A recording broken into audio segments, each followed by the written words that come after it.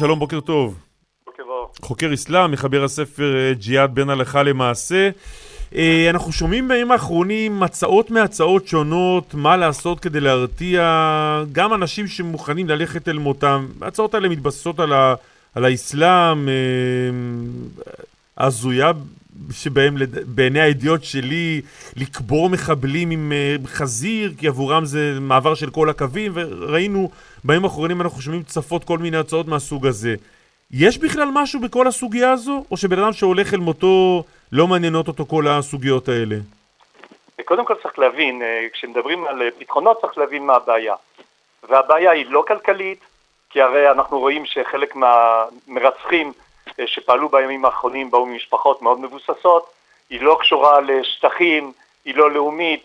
הרוצח לא קורא כשהוא בא להרוג, הוא לא אומר תחי פלסטין או הפרולטריון ינצח, אלא אללה אכבר. כן. זה סיפור דתי. הסיפור הוא לא דתי במובן שאנחנו רגילים אליו.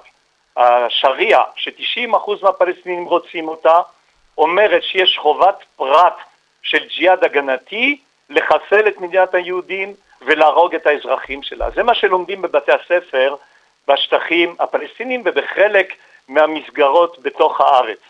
לכן זאת הבעיה הבסיסית, ולכן לא או חזיר או טיפול בספונג'יה כלשהי יפתרו את הבעיה. צריך לטפל בברז עצמו, והברז עצמו הוא האסלאם האורתודוקסי, האומר שמדינת היהודים היושבת על חלק מדאר אל אסלאם חייבת להיעלם מהמפה, להימחק, כפי שהיא אכן נמחקת מכל ספרי הלימוד של הרשות הפלסטינית.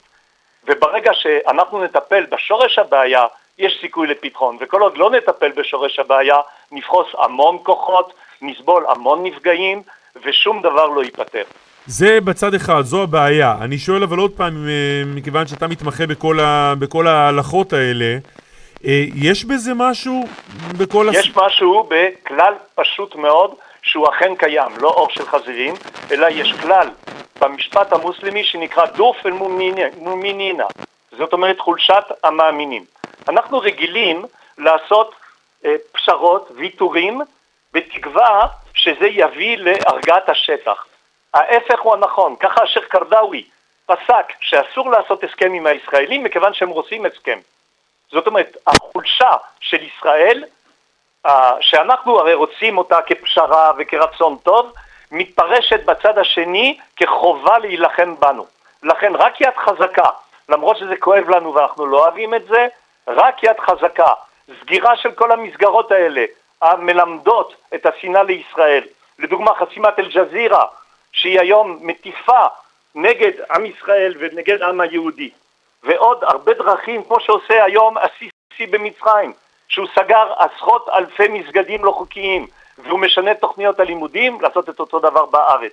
חולשת המאמינים כאשר זה לא בלתי אפשרי עבורם. הנושא השני החשוב במשפט המוסלמי הוא נקרא מסלחה, זאת אומרת האינטרס של האומה. אם הפעולות האלה יביאו להפך השאיפה, זאת אומרת חיסול מדינת היהודים, או אז הם יפסיקו. אם לדוגמה, ואני פה באמת לא רוצה לנקוט בעמדה של ימין שמאל, כן. אבל היו לוקחים חצי קילומטר מרובע של שטח והופכים אותו לחלק ממדינת ישראל, זה הדבר הכי אסון עבור התפיסה של האסלאם הקלאסי. לא, אבל מה שאתה אומר, אם אני הולך דוקטור אוררה, אם אני הולך למקום הדתי, המקום של האמונה בעצם, גם לפי מה שאתה אומר, גם הרעיונות האלה עכשיו להוציא את התנועה האסלאמית מחוץ לחוק, זה הרי לא רלוונטי, כי את האמונה או את תפיסת העולם לא תוציא מחוץ לחוק. בסוף היא נמצאת שם, עם החוק או בלי החוק. בוודאי שכן, כי החוק הישראלי אוסר על חינוך לשנאה. החוק הישראלי גם אוסר על לדקור אנשים בסכינים, אז הם עוברים על החוק.